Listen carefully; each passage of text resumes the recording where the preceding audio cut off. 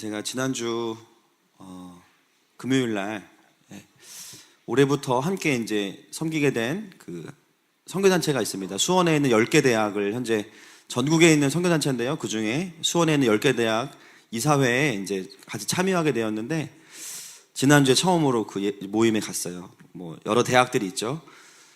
무슨 얘기를 해주시냐면은 간사님들이 모여가지고 이상하다는 거예요. 그래서 뭐가 이상하냐? 사람이 늘었대요. 할렐루야. 예, 사람이 이상하게 늘었대요. 그래서 뭐가 이상하냐? 속으로 하나님이 하고 계시는데 얼마나 기도하고 있는데 지금 보통 요즘 대학생들이 새로 기독교 동아리에 들어오는 일은 거의 없고요. 그리고 들어와도 2학기 때 들어온대요. 1학기 내내 다녀보다가 제일 이제 있어 보이는 곳에 들어가는데 지금 1학기 3월인데 벌써 막 신입생들이 늘고 있다는 얘기를 듣고 너무 감사했어요. 할렐루야. 여러분들이 정말 수요일마다 또 기도해 주시는 것들 하나님께서 듣고 계십니다. 너무 감사해서 오늘 말씀 전에 좀 나누기 원했습니다. 저희가 이제 하나님과의 친밀함 세 번째 오늘 마지막 설교 시리즈 마지막 설교 주제 설교입니다. 신앙생활은 한번 따라해서 신앙생활은 하나님과의 관계이다. 특별한 뭐 지식이나 선행을 추구하는 것이 신앙생활이 아니라 또 열심히 종교생활에 만족하는 것이 아니라 바로 하나님과의 친밀함을 누리는 것이죠. 여러분 하나님과의 친밀함이라고 하면 어떤 느낌이 드십니까? 뭔가 이렇게 따뜻하고 그죠?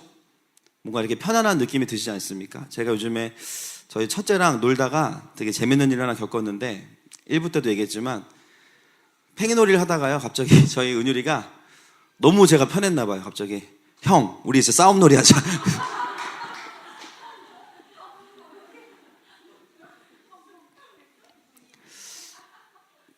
너무 기분이 좋았어요. 놀다가 까먹은 거예요. 아빠인데 유겸인 줄 알고 자기가. 그래가지고 가끔 그런 실수를 해요. 그래서 이제 정정을 했지만 계속 몇 번이나 지금 그러고 있습니다. 개인적으로 너무 웃겼고 분명히 단순한 이제 말실수지만 그런데 제가 이제 그 생각을 하면서 어떤 생각이 드냐면 제가 아무리 은율이의 친구가 되어주고 싶어도 제가 할 수 있는 한계는 뭐냐면요 친구 같은 아빠가 되는 거예요. 진짜 뭐 친구가 될 수는 없죠 사실은. 여러분 우리가 하나님과의 친밀함을 누릴 때 그 누린다라는 것은 관계 설정을 내 마음대로 하는 게 아닙니다. 여러분 하나님과의 친밀함을 누리는 것의 시작은 뭐냐면요 하나님의 하나님 되심을 아는 것에서 시작이 됩니다. 그래서 오늘 우리는 이 하나님과의 친밀한 마지막 시간을 보내면서 과연 하나님께서 말씀하시는 하나님과의 친밀함의 방법이 무엇이고 하나님께서 말씀하시는 것이 무엇인가 그것을 시편 25편 14절 말씀을 가지고 나누기 원하는 것이죠. 여러분 오늘 시편 본문에 보니까 여호와의 친밀함이 누구에게 있다고 말씀하고 있습니까? 그를 경외하는 자. 경외하는 자.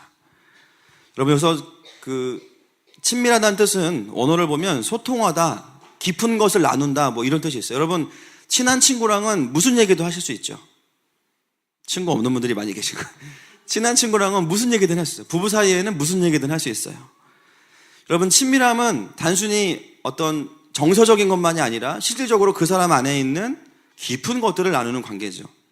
오늘 우리가 읽은 이 시편 25편 14절에 보면요 여호와의 친밀함은 그를 경외하는 자에게 있는데 그에게 무엇을 보이신다고 말씀하시냐면 하나님의 언약을 보이신다고 말씀하고 있습니다. 할렐루야. 여러분 하나님과 친하십니까? 어떻게 알 수 있어요? 하나님이 나에게 주시는 언약을 내가 드러내고 있는가? 이 시대를 향하신 하나님의 마음을 내가 하나님으로부터 받아내고 있는가? 그것이 바로 하나님과 소통하고 친밀한 사람들의 특징입니다.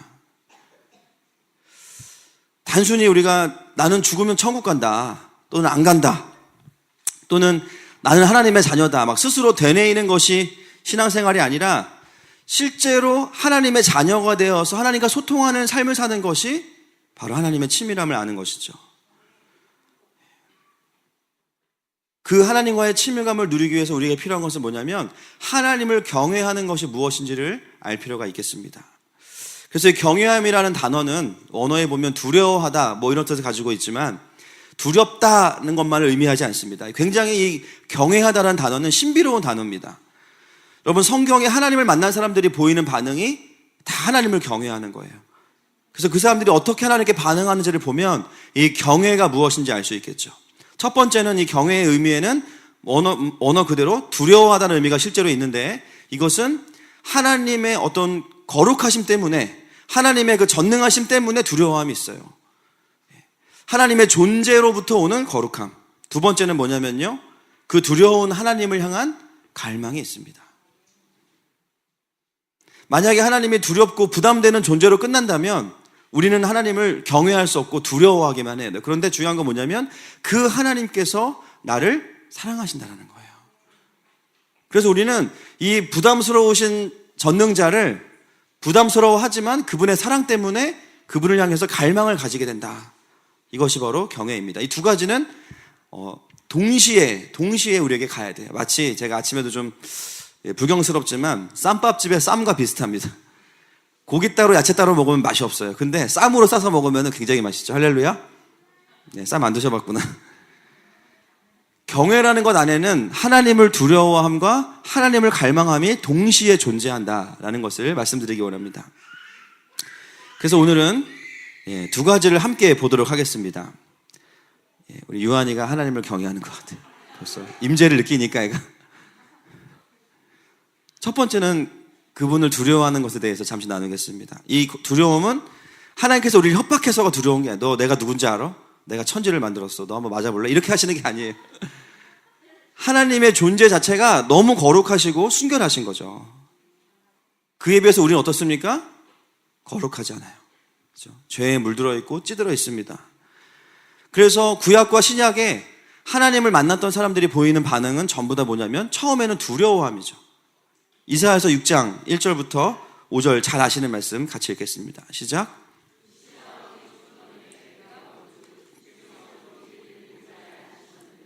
그의 옷자락은 성전에 가득하였고 스랍들이 모시고 섰는데 각기 6 날개가 있어 그 둘로는 자기의 얼굴을 가리었고 그 둘로는 자기의 발을 가리었고 그 둘로는 날며 서로 불러 이르되 거룩하다 거룩하다 거룩하다 만군의 여호와여 그의 영광이 온 땅에 충만하도다 하더라. 이같이 화답하는 자의 소리로 말미암아 요동하며 성전의 연기가 충만한지라. 그때에 내가 말하되 화로다 나여 망하게 되었도다. 나는 입술이 부정한 사람이요 나는 입술이 부정한 백성 중에 거주하면서 만군의 여호와이신 왕을 배웠음이로다 하였더라. 아멘.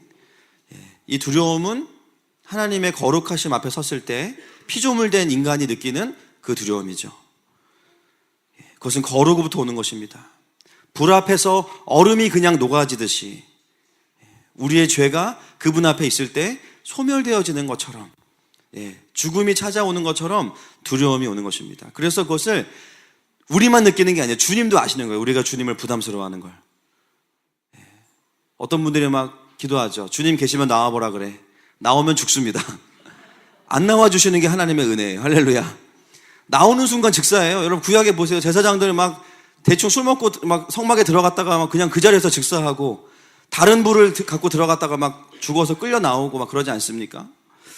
그래서 우리가 하나님 나오라는 기도는 함부로 하는 게 아닙니다. 아멘이시죠? 그 거룩함을 아는 사람들은 사실 그런 기도 못하죠. 그래서 하나님도 우리에게 더 깊이 들어오기 원하시지만 우리 안에 정결하지 않기 때문에 하나님께서 함께 하실 수 없는 거예요. 존재적으로 함께 하실 수 없는 겁니다. 왜냐하면 우리의 죄가 하나님을 거부하고 있기 때문이에요. 여러분, 하나님과의 친밀함을 시작할 때 제일 먼저 우리가 봐야 될 것이 뭐냐면 이 죄에 대한 깊은 직면입니다. 이 죄에 대한 깊은 직면이 없는 사람들은 하나님과의 친밀함으로 나아갈 수 없는 거예요. 여러분, 술 먹으면 천국 가요, 지옥 가요? 제가 늘 천국 가죠. 너무 빨리 가죠. 천국은 가요가 아니고 천국을 빨리 갑니다. 아침, 점심, 저녁으로 술 드셔보세요. 주님이 빨리 오실 거예요. 술 먹는다고 지옥 가진 않을 거예요. 근데 여러분, 우리가 우리의 삶을 정결케 하는 이유가 뭡니까? 구원을 따내기 위해서가 아니죠. 바로 성령 충만하기 위해서예요. 임마누엘을 누리기 위해서 우리의 삶을 정결케 하는 겁니다. 나는 세상의 죄악들을 누리면서 성령도 충만하고 싶고 천국도 적절하게 가고 싶다. 그런 건 없습니다. 정말로 은혜가 무엇인지 아는 사람은 어떤 사람들입니까? 자신의 죄에 죄인된 비참함을 아는 사람들이에요. 우리 모태신앙분들 중에 가장 많이 어려운 부분이 바로 이 부분이죠. 죄인인 걸 모르겠다라는 거예요. 어렸을 때부터 태어나면서부터 축복받고, 그죠? 죄인이라는 얘기를 별로 안 들어보고 그냥 처음부터 너무 교회를 편하게 다니다 보니까 자신의 죄와 하나님의 거룩하심에 대해서 별로 고민을 안 해보고 교회를 다니는 거죠. 이 거룩함과 하나님을 향한 두려움이 없는 사람들은요, 어설프게 하나님과의 친밀함을 배우게 되면 굉장히 위험해져요. 친구 같은 하나님이 아니라 하나님을 지 친구로 알아봅니다. 그러다가 이제 한 대 맞는데 그냥 하나님을 막연하게 아는 거예요. 사랑의 하나님. 목사님이 그랬어. 아버지 하나님이라고. 진짜 자기 육신의 아빠랑 똑같이 생각해요. 내 마음대로 살아도 되는 것처럼. 여러분, 제일 무서운 신앙이 어떤 신앙인지 아십니까? 주워 들은 신앙입니다. 유명한 목사님 말 한마디, 어디서 그냥 듣기 좋은 말 한두 마디 들어가지고 그걸로 막 다 얘기하는 거예요, 자기가. 자기 합리화하고. 근데 중요한 건 뭐냐면요, 하나님과의 친밀함은 없어요. 생명도 없어요. 기름 부으심도 없어요. 그러면서 끊임없이 옳은 말을 하는데 옳은 말이 아니에요. 생명이 없으니까. 여러분, 옳은 말이 아닙니다. 하나님이 하시는 말씀이 옳은 말씀이십니다. 그 이야기를 같이 하기 시작할 때 생명의 역사가 일어나는데 어서 몇 마디 주워 들어가지고 그거 가지고만 얘기하고 다니는 거예요. 교회가 이러면 안 된다. 자기는 전혀 바뀌지 않으면서. 죄에 대해서도 마찬가지죠. 하나님을 두려워하지 않는 사람들은 너무나 편하게 부담 없이 신앙생활을 합니다. 주님이 십자가에서 내 죄를 다 씻으셨다며 내가 무슨 죄를 지어도 괜찮은 거 아니야? 자기한테 유리한 말만 골라가지고 유리한 말만 딱 마음에 이용하는 거죠. 그러면서 자신은 죄와는 싸울 마음이 없어요. 전혀. 적당히 죄를 즐깁니다. 자신의 죄에 대해서 하나님을 두려워함이 없어요. 그러니까 어떻게 됩니까? 거룩함도 없는 거죠. 거룩함이 없으니까 임재가 없어요. 편만한 임재 말고 하나님께서 통치하시는 임재가 없어요. 하나님께서 일하셔도 잘 몰라요. 왜요? 하나님을 보지 못하기 때문입니다. 마태복음 5장 8절 말씀 같이 읽겠습니다. 시작.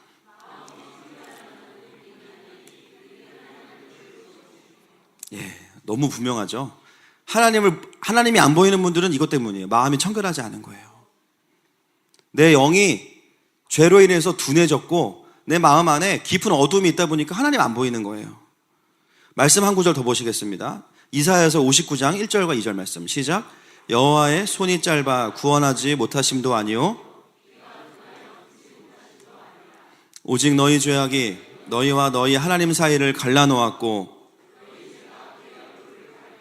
너희에게서 듣지 않으시게 함이니라. 아멘. 여러분 59장 2절에 보니까요, 오직 너희 죄악이 이렇게 나와 있어요. 우리는 여러 가지 이유가 있을 거라고 생각합니다. 하나님이 바쁘셔서 내게도 안 들으시나 보다. 하나님이 나를 덜 사랑하셔서 내게도 안 들으시나 보다. 아니요, 오직 너희 죄악이 너희와 하나님 사이를 갈라놓았다고 이야기하고 있습니다. 여러분, 요즘에 교회 다니면서 죄에 대한 설교 얼마나 들어보셨습니까? 내 삶에서 하나님께서 깊이 누려지지 않고 거리가 멀다고 느껴질 때 우리가 이 친밀함을 회복하기 위해서 가장 먼저 돌아와야 되는 부분이 뭐냐면요, 내가 하나님 앞에서 하나님의 기준에 맞는 정결함을 가지고 있는가, 그것을 돌아보셔야 돼요. 제가 아침에 일부 예배 때 설교하면서 제가 요즘에 회개한 게 하나 있는데요, 네이버를 이렇게 보다가 요즘은 네이버 같은 포털 사이트도 굉장히 선정적인 사진들이 막 나와요. 제가 그걸 본 것에 대해서 막 회개하는 기도를 최근에 한 1시간 동안 토하면서 했는데, 그 예배 끝나고 나니까 우리 화평 전사님께서 저한테 네이버 검색창만 뜨는 앱을 하나 보내줬어요. 다른 건 안 보이고. 화평 전사님 축복합니다. 저를 너무 사랑하시는 거예요. 여러분, 우리가 사실을 생각하는 것보다 더 죄인입니다. 아멘이십니까? 법적으로는 의인이다. 맞아요. 근데 우리의 현실을 보자고요. 내 마음속을 좀 들여다보자고요. 여러분, 교회에 오는 그 길에서도 우리는 수많은 범죄를 저지르죠. 예배를 드리는 와중에도 죄를 묵상하는 사람들이 있습니다. 여전히 나의 삶에, 나의 마음 안에 어둠과 죄악이 여기저기 묻어 있으면서 하나님을 구하는 것은 사실 주님을 구하는 것이 아니라 주님을 거부하는 거예요. 내 몸에서 악취가 나는데 내가 사람들을 안아주겠다고 막 달려들어요. 사람들이 도망가요. 왜냐하면 냄새가 나니까 싫은 거죠.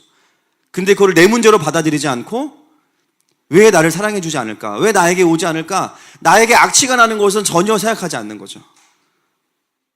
내 문제로 받아들이지 않는 거예요. 여러분, 하나님과 친밀하게 원하십니까? 원하십니까? 그렇다면 하나님이 나에게 오시지 않는 게 아니라는 거예요. 내 삶에 하나님께서 기뻐하시지 않는, 정결하지 않은 것들이 여전히 있다는 것을 봐야 하는 것입니다. 우리는 하나님의 자녀이지만 할렐루야, 육신을 가지고 살아갑니다. 그렇기 때문에 아버지와 하나님과 동행하기 위해서는 날마다 이 거룩의 과정이 필요한 것이죠. 깊은 회개와 보혈로 씻어지는 그 은혜의 시간들이 날마다 우리에게 있어야 됩니다. 이미 우리는 근본적으로 영원한 죄사함을 받았습니다. 할렐루야. 우리가 다 배웠죠. 주님께서 십자가에서 죽으실 때 나의 과거와 현재와 미래죄를 다 사하셨다고. 그런데 우리가 날마다 회개하는 삶을 사는 것은 구원을 따내기 위한 것이 아니에요. 뭐냐면 그 보혈의 능력으로 우리가 주님과 동행하기 위해서 우리를 정결케 하는 것이죠. 요한복음 13장 10절 말씀 같이 읽겠습니다. 시작. 예수께서 이르시되 온몸이 깨끗하니라 너희가 깨끗하나 다는 아니니라 하시니. 문맥을 보면 가룟 유다를 염두에 두고 하신 말씀이지만 이 말씀 안에는 또 다른 의미가 있습니다. 그것은 이미 구원을 경험한 사람은요, 회개가 전혀 필요 없는 것이 아니라 날마다 발을 씻는 회개가 필요하다는 거예요. 여러분, 이스라엘 지역은 모래가 많기 때문에 아무리 목욕을 하고 샌들을 신고 나갔다면요, 바로 발이 더러워져 있습니다. 근데 또 발을 씻어야 되는 거죠. 중생하고 죄 씻음을 경험한 사람도 날마다 발을 씻는 회개가 필요한데 생각보다 그것은 깊이가 필요하고 내 노력으로는 안 돼요. 날마다 주님의 은혜가 있어야 됩니다. 나는 그게 죄인지도 몰랐는데 주님 앞에 머물러 있으니까 주님께서 깨닫게 하시는 거예요. 너 그거 죄다. 내가 그걸 기뻐하지 않는다. 나도 모르게 내 삶에 묻어있는 어둠과 죄악들을 회개하는 삶을 사는 것이 하나님과의 친밀함으로 나아갈 수 있는 시작인 줄로 믿습니다.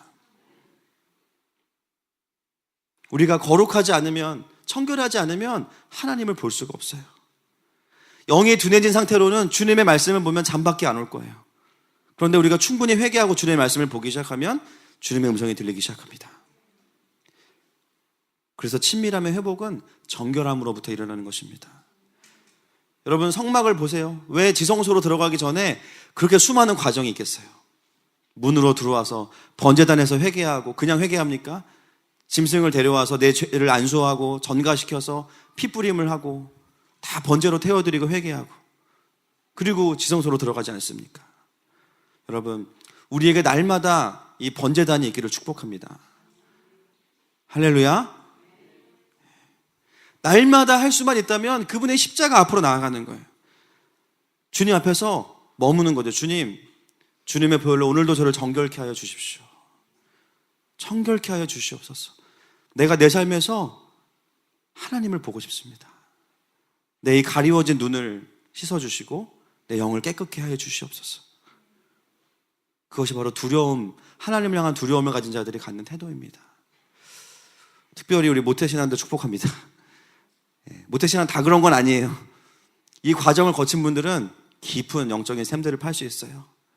반드시 아브라함의 하나님이 이삭의 하나님이 되는 과정이 필요합니다. 할렐루야. 이삭이 아버지가 팠던 우물 파잖아요. 그러다가 자기 하나님 만난 것처럼. 여러분들이 하나님을 만나시기를 축복합니다. 여러분, 그 두려움 있는 사람들은 거기서 끝나지 않고 그 다음이 뭐냐면요, 바로 갈망으로 가게 돼요. 두려움으로 끝나면 하나님은 무서운 하나님이에요. 그러나 거기서 끝나지 않습니다. 그 두려움 뒤에는 뭐가 있냐면 더 근본적으로 아버지 하나님에 대한 갈망이 있습니다. 왜 갈망이 우리에게 중요하냐면요, 이 갈망이야말로 하나님과 우리를 인격적으로 만나게 할 수 있는 동의이기 때문이에요. 하나님은 우리를 강제로 만나주시지 않아요. 왜냐하면 하나님 인격적이시기 때문이죠. 기다리시고 우리가 전심으로 주님을 원하는지를 확인하시고 그것이 확인되어질 때 우리와 만나기 원하십니다. 그 친밀함의 갈망이 터치가 되어야 바로 그것을 통해서 예수님께서 우리 삶에 오시는 거죠. 여러분 안에 주님을 향한 갈망이 있으십니까? 어떤 분들은요, 그 갈망이 없어서 너무 괴로워하는 분들이 별로 십자가가 별로 감동이 안 되고 별로 하나님이 별로 필요 없어. 어떤 분들은 전에는 그 갈망이 있었는데 열심히 신앙생활 하다 보니까 갈망이 사그라들었어요. 저는 그런 걸 느낄까요? 안 느낄까요? 너무 당연해서 대답을 안 하시죠. 저 역시도 그런 것을 느낄 때가 있습니다. 막 설교하고 어디 가서 막 집회 인도하는데 하나님 막 강력하게 일하시는 거예요. 막 청소년 애들 하나님 만나고 막 회개하고 막 뒤집어지고. 근데 정작 설교하고 집에 오는 저의 마음속에는 냉랭한 거예요. 이거 뭐지? 여러분, 우리 안에 갈망이 사라질 때 여러 가지 이유가 있을 수 있어요. 첫 번째는 아까 얘기했던 죄의 문제입니다. 그런 것들은 기도하면서 주님 말씀하시면 정말 전심으로 회개하면 돼요. 그런데 더 중요한 건 뭐냐면요, 이유를 알 수 없을 때라는 것이죠. 이유를 알 수 없을 때.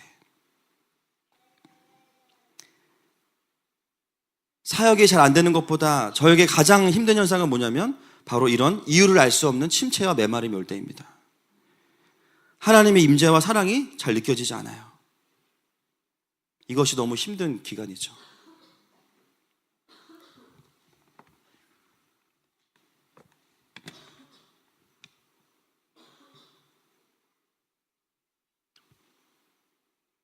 여러분 어떠십니까? 신앙생활을 하시면서 여러분 안에 정말 주님을 향한 갈망이 여전하십니까?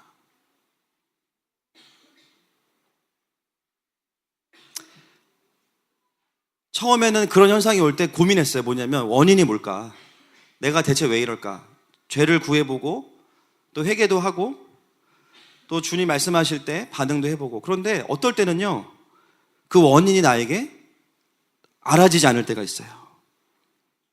여러분 다 원인이 알아지십니까? 요즘에 내가 왜 영적인 침체일까? 근데 문제는 뭐냐면 너무 퍽퍽해. 예배를 드려도 메마르고요, 쉽지 않아요. 원인은 더 모르겠어. 근데 제가 그 시간들을 겪으면서 보게 된 것이 있어요. 뭐냐면요, 원인을 아는 것보다 더 중요한 게 있습니다.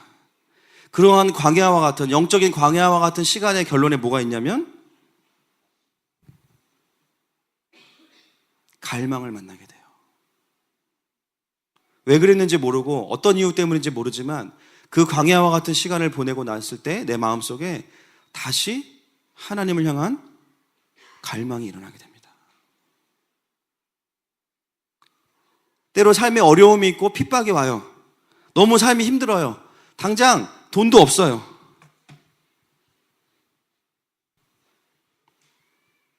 그런데 그 시간을 지난 결론이 뭐냐면 하나님을 향한 갈망이 있다는 거예요. 여러분, 삶에 아무 문제가 없어서 하나님을 향한 갈망이 없는 사람이 부러우세요? 아니면 삶에 어려움이 있지만 하나님을 향한 갈망이 있는 사람이 부러우십니까?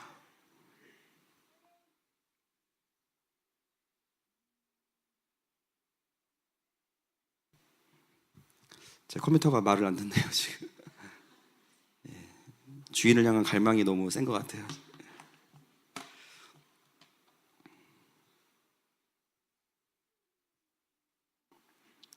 여러분, 여러분의 지금의 마음을 한번 돌아보시기를 바랍니다. 정말 내 안에 주님을 향한 갈망이 있는가? 여전한가?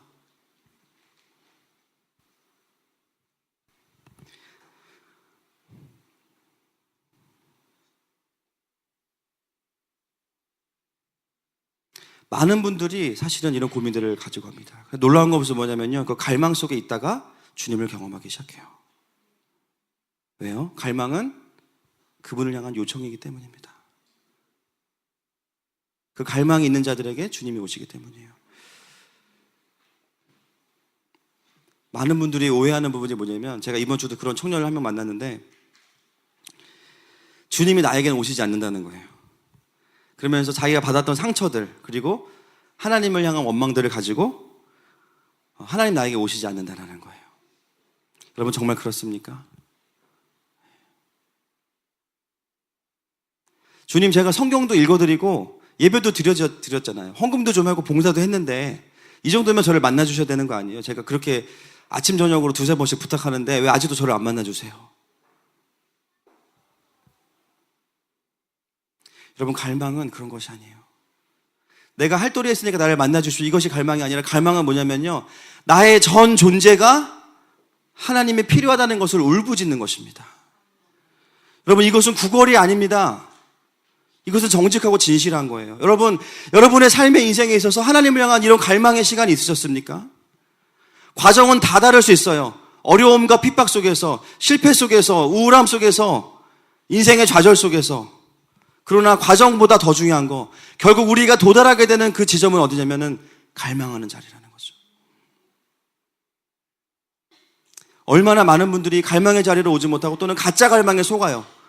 아까도 얘기했지만 이 정도면 주님 나 만나주셔야 되는 거 아니냐고. 여러분, 이 정도면 주님 나 만나주셔야 되는 거 아니냐 그러면서 포기하고 침체로 들어가는 것은 하나님이 원하시는 게 아닙니다.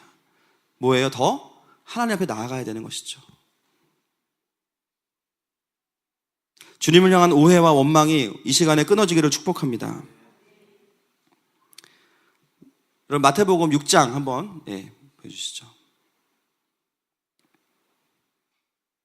함께 읽겠습니다. 시작.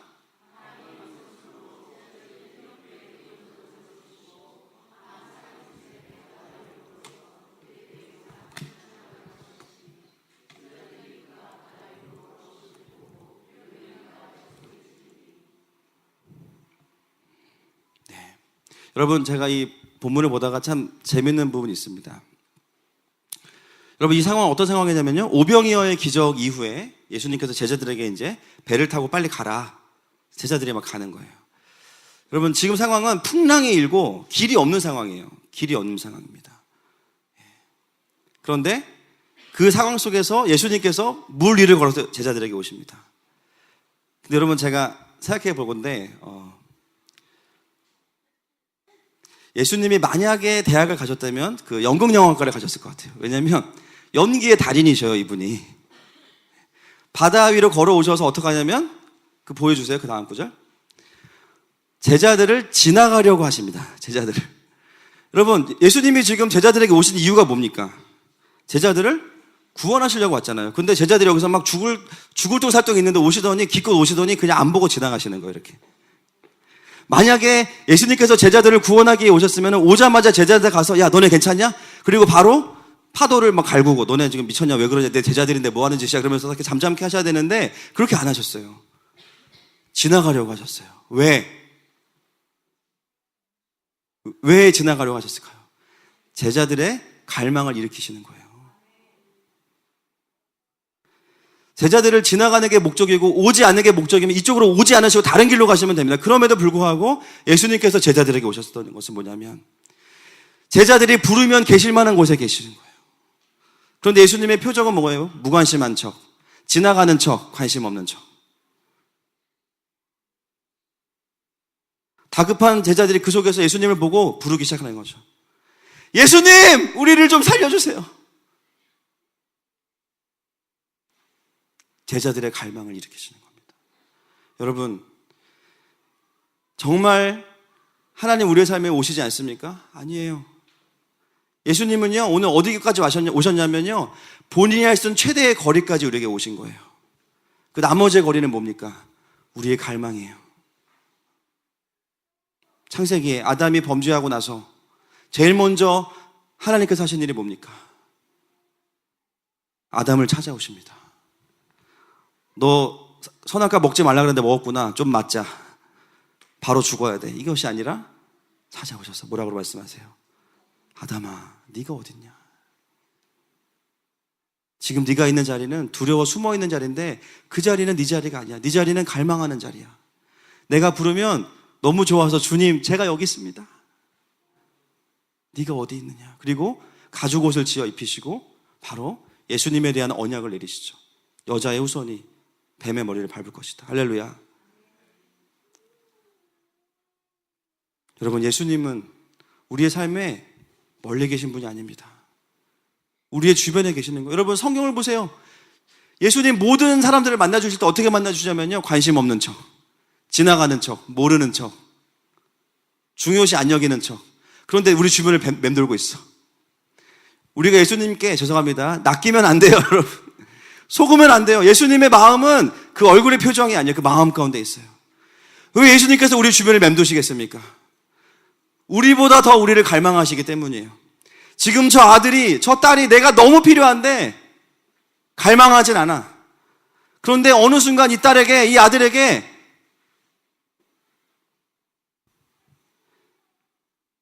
그 갈망이 터지기 시작하는 거죠. 그리고 예수님을 부를 때 예수님은 즉시로 우리의 삶 가운데 들어오십니다. 마태복음 뒤에 20장 한번 펴주십시오. 같이 읽겠습니다. 시작.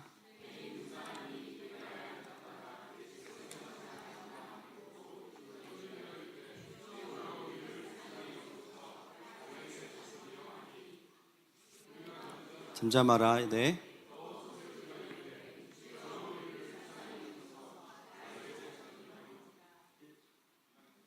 계속 읽겠습니다. 예수께서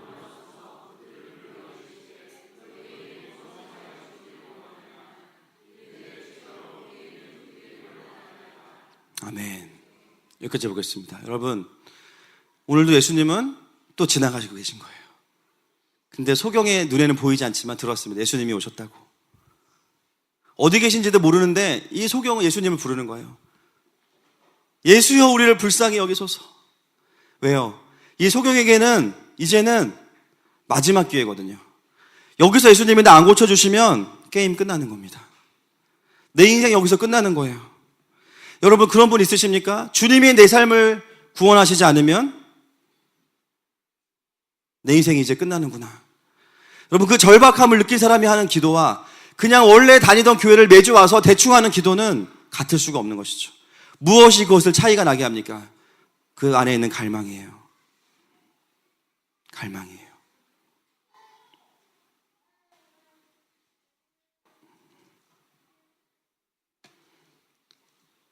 오늘 이 시간 성령께서 여러분들의 마음에 갈망을 터치하고 계십니다. 아멘이십니까?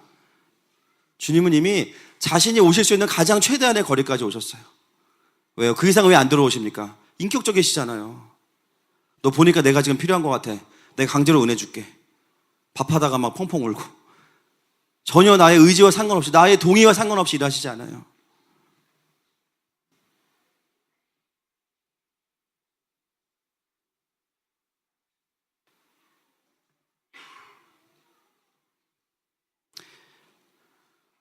우리가 모태신앙이든 교회를 오래 다녔든 다닌 지 얼마 안 됐든 전혀 상관없습니다. 제가 이번 주에 예수님에 대해서 두 번째 듣는 자매분에게 복음을 전했는데요. 복음의 깊이를 아시는 거예요. 예수님이 왜 나를 위해 죽으셨냐는 거예요. 자기도 이해가 안 된다. 나도 그게 이해가 안 돼가지고 이러고 있다 지금. 그 측량할 수 없는 사람. 내가 뭔데? 그냥 바로 지옥 가면 되는데 왜 자기 아들을 죽이셨을까? 이해가 안 돼요. 근데 눈물이 나요. 왜요? 감사해서. 그 측량할 수 없는 은혜. 나 같은 거 하나 그냥 먼지와 같은데 나를 자녀 삼으시고 내 인생에 찾아오셔서 노심초사 기다리시는 거죠. 네가 손만 뻗으면 내가 너 구원할 거야. 네가 나를 부르기만 하면 내가 네 인생에 바로 들어갈 거야. 풍랑들 내가 잠잠케 할 거야. 왜냐하면 넌 내 자녀니까. 주님께서 우리에게 일하실 수 있는 그 갈망이 있습니다.